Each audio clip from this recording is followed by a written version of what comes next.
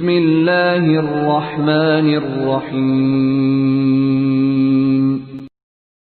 وَمِنَ النَّاسِ مَن يَقُولُ آمَنَّا بِاللَّهِ وَبِالْيَوْمِ الْآخِرِ وَمَا هُمْ بِمُؤْمِنِينَ۔ کچھ لوگ وہ ہیں جو کہتے ہیں کہ ہم اللہ پر اور یوم آخرت پر ایمان لے آئے، حالانکہ وہ حقیقت میں مومن نہیں ہیں۔ سورت کے شروع میں پہلے مومنوں کے اوصاف اور ان کا انجام بیان فرمایا گیا، پھر ان لوگوں کا ذکر ہوا جو کھلے کافر ہیں۔ اب یہاں سے ایک تیسرے گروہ کا بیان ہو رہا ہے جسے منافق کہا جاتا ہے۔ یہ لوگ ظاہر میں تو اپنے آپ کو مسلمان کہتے تھے مگر دل سے مسلمان نہیں ہوئے تھے۔ يخادعون اللہ والذین آمنوا وما يخدعون الا انفسهم وما يشعرون۔ وہ اللہ کو اور ان لوگوں کو جو واقعی ایمان لا چکے ہیں دھوکہ دیتے ہیں، اور حقیقت تو یہ ہے کہ وہ اپنے سوا کسی اور کو دھوکہ نہیں دے رہے، لیکن انہیں اس بات کا احساس نہیں ہے۔ یعنی بظاہر تو وہ اللہ اور مسلمانوں کو دھوکہ دینا چاہتے ہیں، لیکن حقیقت یہ ہے کہ وہ خود اپنے آپ کو دھوکہ دے رہے ہیں، کیونکہ اس دھوکے کا انجام خود ان کے حق میں برا ہوگا۔ وہ سمجھ رہے ہیں کہ اپنے آپ کو مسلمان ظاہر کر کے وہ کفر کے دنیاوی انجام سے بچ گئے، حالانکہ آخرت میں ان کو جو عذاب ہوگا وہ دنیا کے عذاب سے زیادہ سنگین ہے۔ فی قلوبہم مرض فزادہم اللہ مرضا وَلَهُمْ عَذَابٌ أَلِيمٌ بِمَا كَانُوا يَكْذِبُونَ۔ ان کے دلوں میں روگ ہے، چنانچہ اللہ نے ان کے روگ میں اور اضافہ کر دیا ہے، اور ان کے لیے دردناک سزا تیار ہے کیونکہ وہ جھوٹ بولا کرتے تھے۔ یہ وہی بات ہے جو پیچھے آیت نمبر 7 میں کہی گئی تھی، یعنی شروع میں انہوں نے اپنے اختیار سے اس گمراہی کو اپنایا اور اس پر اڑ گئے۔ یہ ان کے دل کی بیماری تھی، پھر ان کے ضد کے نتیجے میں اللہ تعالیٰ نے ان کی بیماری کو اور بڑھا دیا کہ اب انہیں واقعی ایمان لانے کی توفیق نہیں ہوگی۔ وَإِذَا قِيلَ لَهُمْ لَا تُفْسِدُوا فِي الْأَرْضِ قَالُوا إِنَّمَا نَحْنُ مُصْلِحُونَ۔ اور جب ان سے کہا جاتا ہے کہ تم زمین میں فساد نہ مچاؤ تو وہ کہتے ہیں کہ ہم تو اصلاح کرنے والے ہیں۔ أَلَا إِنَّهُمْ هُمُ الْمُفْسِدُونَ وَلَكِنْ لَا يَشْعُرُونَ۔ یاد رکھو یہی لوگ فساد پھیلانے والے ہیں لیکن انہیں اس بات کا احساس نہیں ہے۔ وَإِذَا قِيلَ لَهُمْ آمِنُوا كَمَا آمَنَ النَّاسُ قَالُوا أَنُؤْمِنُ كَمَا آمَنَ السُّفَهَاءُ أَلَا إِنَّهُمْ هُمُ السُّفَهَاءُ وَلَكِنْ لَا يَعْلَمُونَ۔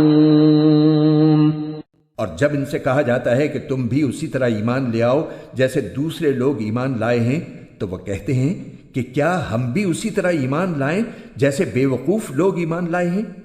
خوب اچھی طرح سن لو کہ یہی لوگ بے وقوف ہیں لیکن وہ یہ بات نہیں جانتے۔ وَإِذَا لَقُوا الَّذِينَ آمَنُوا قَالُوا آمَنَّا وَإِذَا خَلَوْا إِلَى شَيَاطِينِهِمْ قَالُوا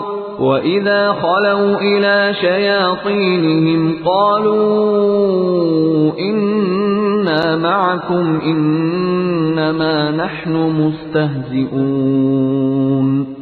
اور جب یہ ان لوگوں سے ملتے ہیں جو ایمان لا چکے ہیں تو کہتے ہیں کہ ہم ایمان لے آئے، اور جب یہ اپنے شیطانوں کے پاس تنہائی میں جاتے ہیں تو کہتے ہیں کہ ہم تمہارے ساتھ ہیں، ہم تو مذاق کر رہے تھے۔ اپنے شیطانوں سے مراد وہ سردار ہیں جو ان منافقین کی سازشوں میں ان کے سربراہ اور رہنما کی حیثیت رکھتے تھے۔ اللہ یستہزئ بہم ویمدہم فی طغیانہم یعمہون۔ اللہ ان سے مذاق کا معاملہ کرتا ہے اور انہیں ایسی ڈھیل دیتا ہے کہ وہ اپنی سرکشی میں بھٹکتے رہیں۔ یعنی اللہ تعالیٰ نے ان کی رسی دراز کر رکھی ہے کہ ان کے دوغلے پن کی فوری سزا دنیا میں انہیں نہیں مل رہی ہے، جس سے وہ سمجھ رہے ہیں کہ ہماری تدبیر کارگر ہو گئی، چنانچہ وہ اپنی اس گمراہی میں اور پختہ ہوتے جا رہے ہیں۔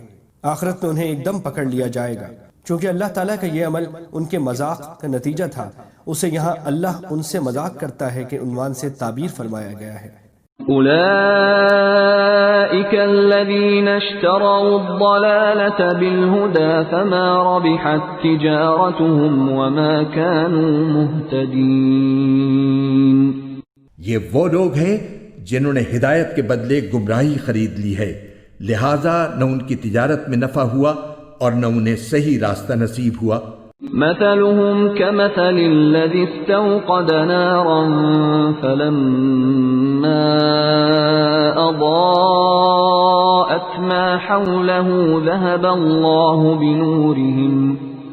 الله بنورهم وتركهم في ظلمات لا يبصرون.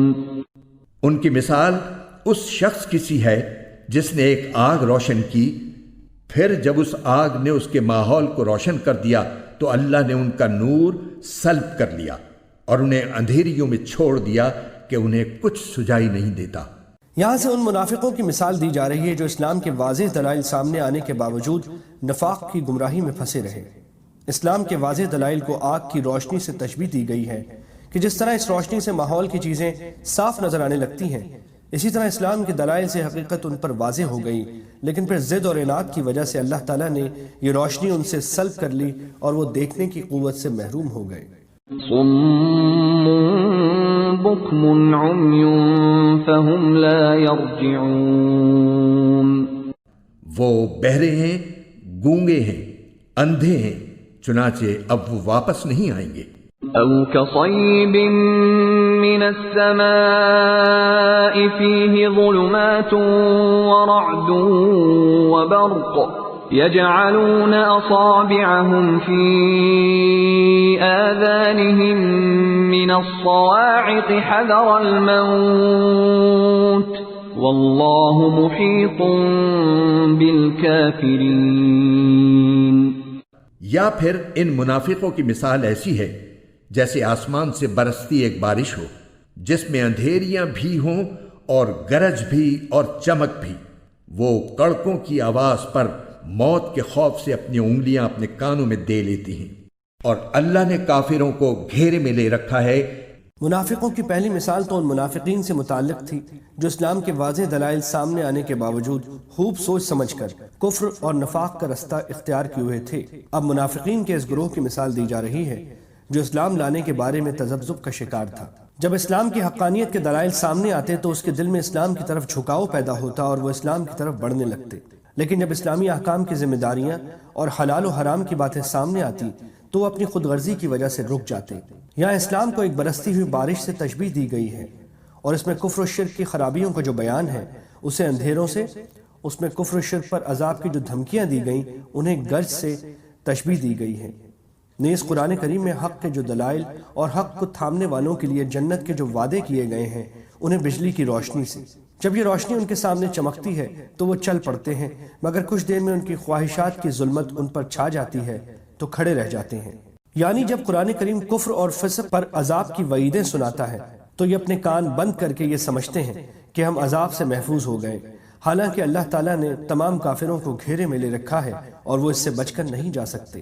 يكاد البرق يخطف أبصارهم كلما أضاء لهم مشوا فيه وإذا أظلم عليهم قاموا ولو شاء الله لذهب بسمعهم وأبصارهم إن الله على كل شيء قدیر.